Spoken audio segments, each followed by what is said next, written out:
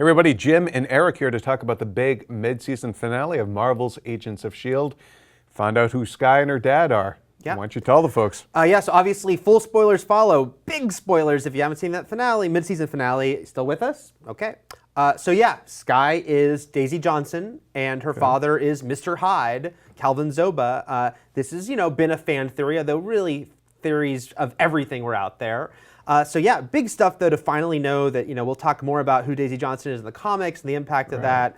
But almost a bigger thing happened with it all. Yeah. Now you found out a little something. You did an interview with the makers of the show. Why don't you tell folks exactly the big reveal that they dropped on you? So it's funny because so I interviewed Mr. Tancharoen. I'm massacring your name, Marissa. Sorry, Tancharoen. There we go. And Jed Whedon, and they said the word that the show is avoided, which is they said we're doing the Inhumans. Wow. That is what this storyline is. At this point, at the end of this episode, it was like, come on, it's the Inhumans. And it is funny because Marvel plays things so close to the vest when they reveal things. So clearly they were given the green light. You can say it in interviews. Yeah, now that we know that the Inhumans will be the final movie in Marvel's Phase 3, comes out in 2020, they can let on exactly what people have been kind of dancing around for a while. Right. Reveal a little bit about basically what this kind of means then for the show and for...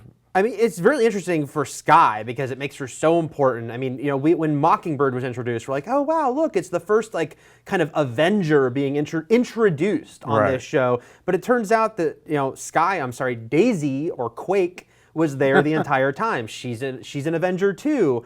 She's kind of been a bigger and bigger player in, the past decade, really, since she was introduced. Right. But then they also, on top of that, made her an Inhuman, which is not in the comics. In the comics, she got her powers from her dad being Mr. Hyde. Here they flipped it, and it's her mom who has abilities. Right.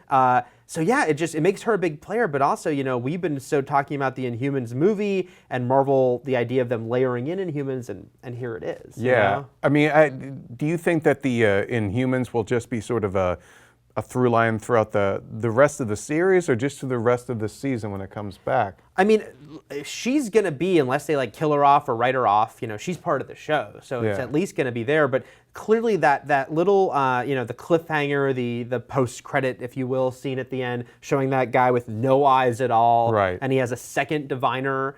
I did ask them about that and the idea that maybe the second half, and again, they wouldn't say explicitly, but it sounds like the second half of the season is going to be pretty Inhuman heavy. Not as much Hydra. Now that we kind of know that, yes, here it is, it's out there. We still don't know what Raina is, too. So that's a question. Right. So, in the comics, too, she plays a role in a larger role in S.H.I.E.L.D. And I believe in the reactivation of S.H.I.E.L.D. as well. Yeah. Any hints coming forward of maybe how that stuff from the comics could kind of play out in the larger TV and movie world? I mean, they really elevated her character this season. I mean, it was a little bit of, you had to have suspension of disbelief because she had changed so much for the better, but so dramatically since season 1. It had just been a few months, but we had to believe that she was highly trained now, way more just a badass, but also just frankly not as annoying of a character, but more capable. But I do think that they've I like this incarnation of the character much more.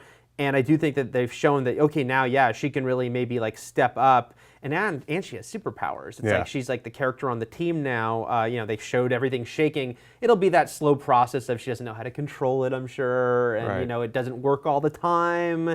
But it's there, they can use that at any point. All right. Any final thoughts then on this mid-season finale and kind of what you think overall of how they handle essentially the introduction of the Inhumans?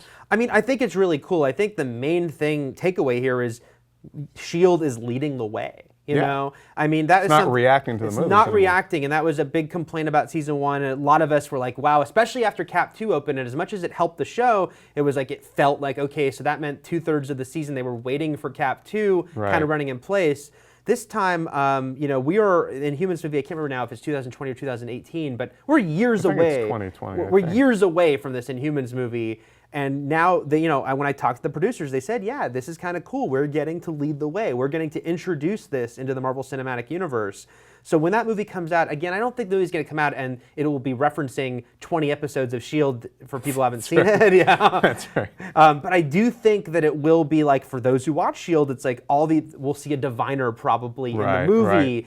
The mist, the Terrigen mist, we saw it in the show. So all these important elements will have been introduced, will have been seeded in. I'm sure they'll probably start popping up in the films too. But this time, really, it does show. I think it shows that Marvel is willing to let S.H.I.E.L.D. Just be more important in the grand scheme of things by saying, okay, we're going to use this show to put in a pretty major thing we think going forward.